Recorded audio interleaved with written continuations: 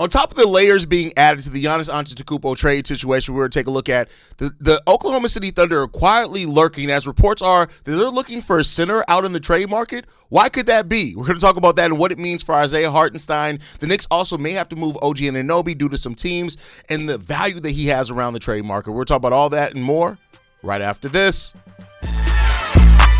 Welcome to the number one place for your daily basketball news and analysis, NBA Central. What's going on, basketball fans? Welcome to another episode of NBA Central, your number one spot for everything basketball related. I'm the host there, Haize, but more importantly, you guys can follow the channel at NBA Central Pod on every social media platform we happen to be on. With that said, let's go ahead and get into this content for today. And for once, we're not going to start off with Giannis. We do got some Giannis news, which we'll get into. We'll check up a bulk of the episode, but just for the interest of just not only the algorithm, but just so we can talk about something else to start the show, I felt that this was really interesting. Brian Windhorst on the Hoops Collective podcast said this. Here's an interesting name, Isaiah Hartenstein. He's got a team option next year for $29 million. I've actually heard that the Oklahoma City Thunder's name is on some trade chatter. Why would the OKC Thunder name be out there? And why would the Oklahoma City Thunder's name be out there potentially looking for centers? This is a big question here, right? Because if Brian Windhorst and what he's saying is true, is that they are looking at potential centers, does that mean that Isaiah Hartenstein, who is, has an option at the end of the season, which, they can opt out of that, move off of his deal, which could make him an attractive trade target? We already know Isaiah Hartenstein is a damn good, solid player, a two-way player at that. And with that said, they have Thomas Sorber as a center that they just drafted, who did tear his ACL, which happens to a lot of Thunder rookies, unfortunately, but that does not mean he's not going to make a return next season to be right there in the fold for that Thunder team. But why would they be looking for center help? And I think there's a couple of reasons when you look at it because of this. We already know that the Oklahoma City Thunder are very cap conscious, even with them being a defending champion, but with the way that they have structured their contracts and the number of young players that they have drafted on the team, not all being taken with their own draft picks, but that they have drafted to that team, it leaves them in a spot to where, typically they're able to stay beneath the luxury tax. Now, the question is that are they looking at the situation now, looking at Isaiah Hartenstein, looking at Chet and how Chet continues to grow, Thomas Sorber in the wings, and they're saying, hey, we can find another center here.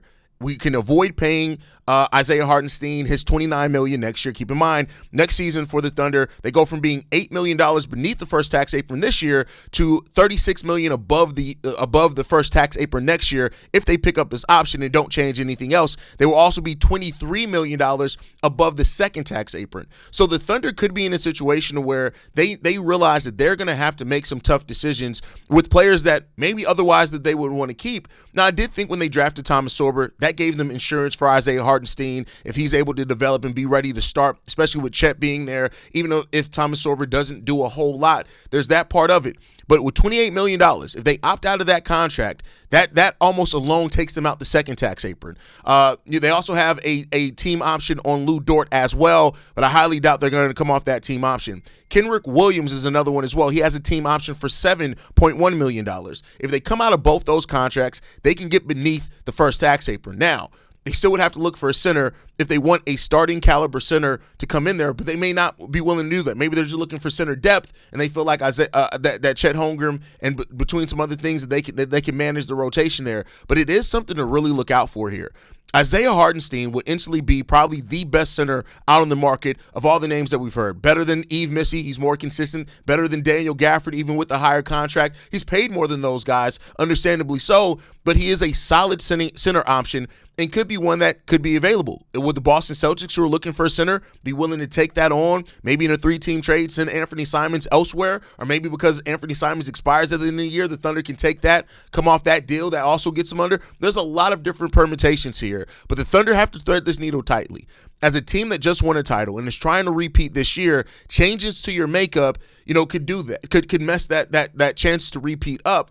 But again, they aren't necessarily looking to move Isaiah Hartenstein at this trade deadline. They're not necessarily looking at that, but it could be that they just are looking to opt out of that contract at the end, and they want a little insurance there. Isaiah Hartenstein is averaging 11 points, 10 rebounds, 64% shooting from the field that he does, almost a block per game, right over a steal per game as well. Isaiah Hartenstein can help teams. And so rather that means that he's quietly available at the trade deadline, which I do doubt, or he's going to be the Thunder are going to opt out of that contract and he's going to hit the free agent market next season. This is a guy that absolutely can help a lot of teams win with the way that he plays and patrols that center position. So I want to hear from you guys on this one. Hearing now that that the Thunder are looking for center options here at the trade deadline, which they could look to move some of those other contracts to do it. What do you think that means for Isaiah Hartenstein? What do you think that means for maybe even Thomas Sorber, who they just drafted with the 15th overall pick as well? It seems like something's going to happen for Stein.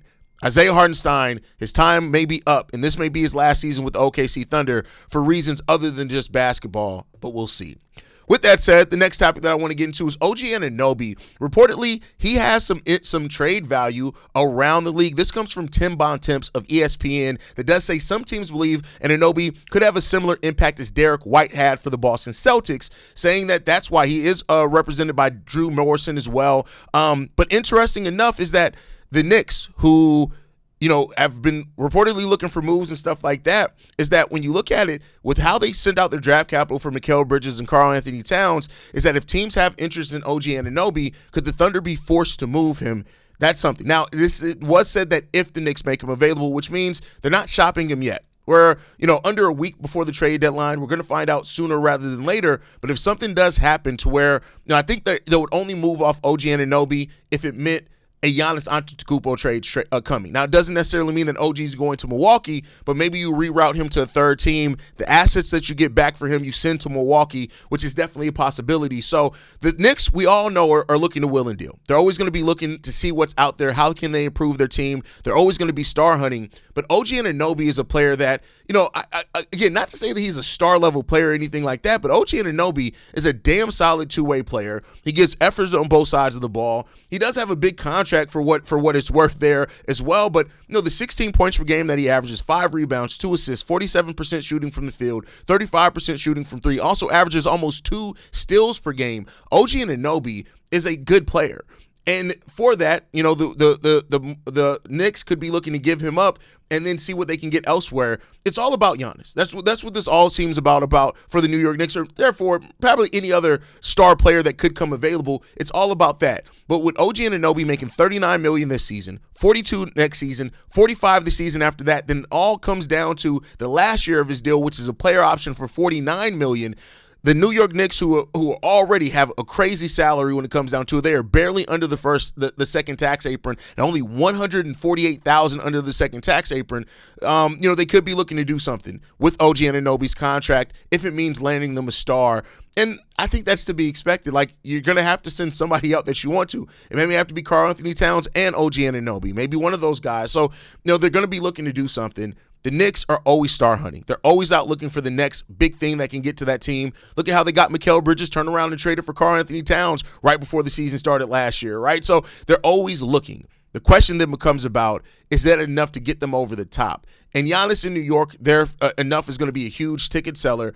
But as far as actually being able to win and compete in the East, that's what the New York Knicks focus should be. And so there's been a team that, of course, has high expectations. Right now, they're second in the Eastern Conference, tied with the Boston Celtics for second in the East. The Detroit Pistons are 5.5 games above those guys. I don't know if they're going to catch up with them with the Detroit Pistons. They're not slowing down for real. So we'll see what happens there. But the New York Knicks, at least, are looking to will and deal. We'll see what they get done. And if that deal ends up having them send out OG Anunoby. But let me know what you guys think on that down below. Now, I pushed it to the end of the show. I got it about as far as I could, and that's Giannis stuff. There's a lot of Giannis stuff going on around the NBA, and of course that's to be expected. Once it got word that Giannis, may be looking for his way to part out, it is what it is. But according to ESPN, they heard a scout say that a trade for Giannis is unlikely until the trade deadline, but it could actually wait till the summer, saying this: "I'm just not sure why it would make sense to wait. They can see where the draft lottery is and survey the options then." And I think when you look at it, right, there are a couple of key reasons why the Bucks could wait till the offseason that makes sense. One, Giannis is sidelined with the injury anyway, right? He has a calf injury. It's not hurting their own draft stock because he's not going to be out there. And, we'll see, right? So, it is what it is. They can continue to tank with him being there, and we'll see, right? They're not going to be winning games, so their draft position is going to keep getting better. Two, teams will have more access to more picks in June, meaning not only the 2026 draft pick, but also another year that can extend out to 2033. Right now, you can only trade out to 2032. Teams that don't have enough draft capital have an additional pick once June hits and that calendar flips, and then they can look to make a move. And so that's something that also is that more available picks means more picks that the Milwaukee Bucks can get back. Number 3, you got to look at teams that also that have a disappointing exit in the playoffs. Let's say that the New York Knicks get eliminated in the first round. I'm just saying, would they be more likely to go even more in, right? With the Minnesota Timberwolves, who've been in the Western Conference Finals the last couple of years. Let's say they have a second round exit and don't get it. Would they finally look at it and say, hey, let's push our chips in. Let's go out here and add Giannis to this team. So that's another reason. And then 4, a blockbuster trade, meaning that takes multiple teams for big contracts to all move around, are typically easier to do in the offseason and in the summer. So therefore, that's what you also have at your disposal as well, is to be able to get that part done. So there's a number of reasons that make sense basketball-wise for why Giannis could be waiting, the Bucks could wait to move Giannis, even if they've already determined that they're going to. So if the trade deadline comes and passes and Giannis is not moved, that does not mean that he's not going to be moved, so just stay in with that one, right? But with that said, also on the Hoop Collective podcast, Brian Windhorst said this in regards to Giannis. I know there's one team I talked to who would be able to put a package together, a pretty compelling package, and they said, we're just not too crazy about the contract with our options that we can do.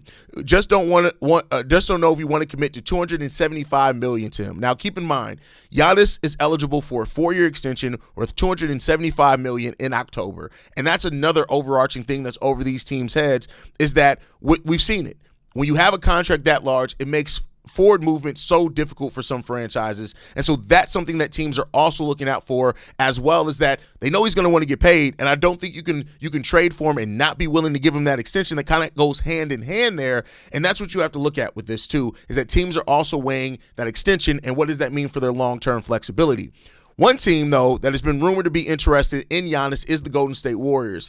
And as right now, what we're hearing is that they don't want to part with Jimmy Butler and a potential Giannis. Now, this is a rumor, so take that for what you will, that they may be unwilling to part with, and this comes from Warriors beat writer Danny Ehrman of the San Francisco Standard, that says that the Warriors are not looking to include Jimmy Butler in even a potential Giannis Antetokounmpo trade, which to me, that doesn't make any sense. Like Jimmy Butler with an ACL injury at this age, even if he does, he'll probably return to the court. He's not going to be Jimmy once he does return to the court. So because of that, if Jimmy Butler is what's holding you up on making a trade for Giannis and pairing that with Steph, I have to question how serious you are about really trying to still compete for titles under Steph's time here. My personal opinion. So we'll see what's going to happen here, man. But overall, the Giannis situation is very fluid. And while it initially seemed like maybe a trade can go down this trade deadline, I do want to practice some caution in the sense that we just may have to wait until the offseason for this trade to go down because of the magnitude of the trade, all the factors going in there, more draft picks, being able to see exactly where the draft lottery folds as well with all of that. That's all things of why the Milwaukee Bucks may wait, and it all makes sense if that's what they end up doing. So, we'll see. The Giannis situation is the Giannis situation. I'm starting to get to the point at it where I'm just ready for it to be over with because we've been talking about if he will, he won't he. And now that we kind of know that he's ready to get out there, I just want to see it get done before a team and a franchise. They do have to think about all those other factors and how that plays into it as well. So we'll see how it shakes out. But if the Bucks really wait till summer, the whole league could shift, and we'll see what happens with that one. So I need to know from you guys, does Giannis get moved before Thursday's deadline? Are we headed for a big offseason bidding war for Giannis Antetokounmpo? Drop your thoughts in the comments down below. Drop it on everything as well as the Thunder situation as well, OG Anunoby. Make sure you guys are following us at NBA Central Pod. You can send us any feedback, questions, comments, concerns, NBA Central Show at gmail.com. And then lastly, if you want to leave a text message and our voicemail for the mailbag, the number to do so, 773-270-2799. We're the number one spot for everything basketball related. And I'll catch you guys the next time I feel like making a video. Probably tomorrow. Peace, y'all. This has been a presentation of the Breaks Media.